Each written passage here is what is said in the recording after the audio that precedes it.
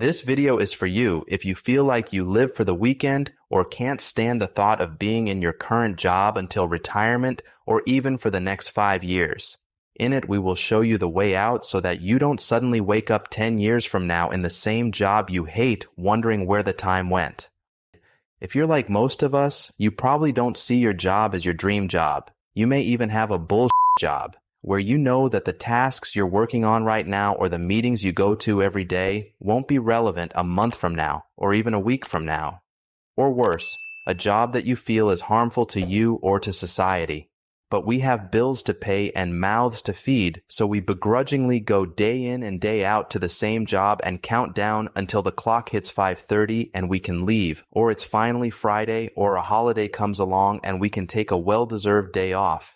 If you're anything like me, you probably feel deep within your gut that something isn't right with this model. The first step in ejecting ourselves from this meager existence is to see reality as it is. Our jobs not only dominate our waking hours, but they are tied to our sense of self and self-worth. We attach our value to our job title, our possessions, the school our kids go to. But if we looked at our jobs from a different angle and on the fact that they're actually taking away from our lives, that there's much more to us than simply what we do for a living, then perhaps we would choose differently. Let's do the following to help us determine the real cost of our jobs. Think about the small expenditures you incur every day strictly because of your job. If you commute every day, how much do you pay for gas, for parking, for the wear and tear on your car? How many hours per week do you spend simply sitting in your car to get to work? What about for the stuff you would do at home if you didn't have to go into an office, like make your own lunch and coffee breaks? Do you have to pay for daycare or a nanny for your child so you can go to work? Do you have to purchase work-appropriate clothes, or do you wear what you'd wear around the house? What about shaving or putting on makeup every day? Do you feel like you need to purchase certain things that are appropriate for someone at your level, like a new car every few years? How much of your evenings do you spend recovering from the drudgery or decompressing from your job? If it takes you several hours to get back to baseline after you're done for the day, that is a job-related expense. What about the effect on your health? Do you wake up in the middle of the night because you're stressed about your job? If you need to blow off steam every weekend, go to happy hour after work, veg out on the couch because you don't have the energy to do anything else, or order takeout most evenings because you're too tired to make dinner, then count all of that as a work-related expense too.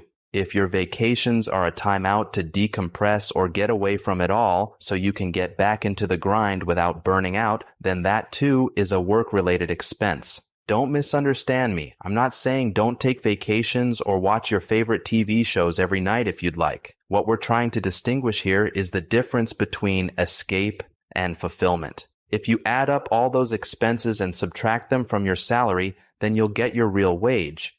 Be precise and ruthless. Don't overlook any expense or time that you waste for your job outside of the expected 9 to 5. This exercise might show you that your salary is actually worth a lot less than you thought it was. Ask yourself this: if someone offered you a job that paid you that much, would you take it? The answer for you might be no, which can be a rude awakening. It certainly was for me. We may realize that we're working ourselves down to the bone for no real reason whatsoever, and that the little free time we had was actually still being used up by our job. Compassionate self-awareness is key here.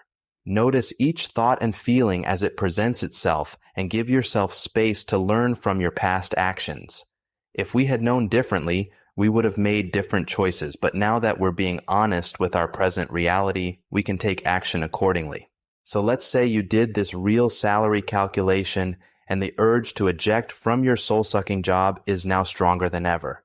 But we can't just quit on a whim without knowing all the facts about our finances. We still have bills to pay after all. The next step is to get a baseline for our finances by tracking all of the money that comes in or out of your life, every cent.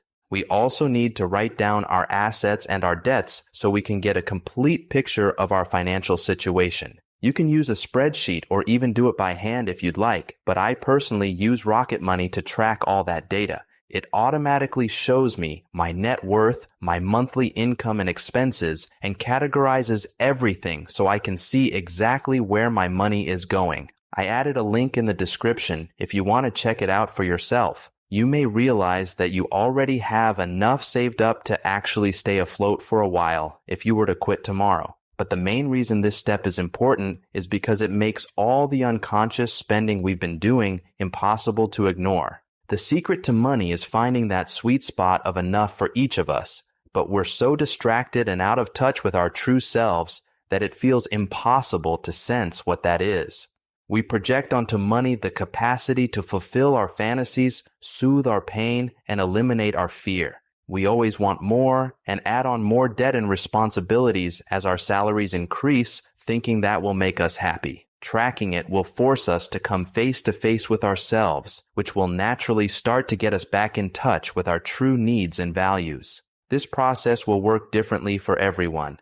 We may realize that the clothes we keep buying aren't serving the purpose we thought they would and naturally allow those purchases to die down. In contrast, we may realize that the couple of trips we take to the coffee shop each week do add tremendous joy to our lives and decide to do that more often. It doesn't seem like you would learn all this simply from tracking your money, but try it out for yourself and you'll see how powerful this simple practice really is. In the next video, we will go deeper into how to work through the unconscious beliefs and habits around money that this tracking process begins to uncover so we can learn how to tune into our true needs and values and get us one step closer to achieving financial freedom and living a fulfilled and happy life.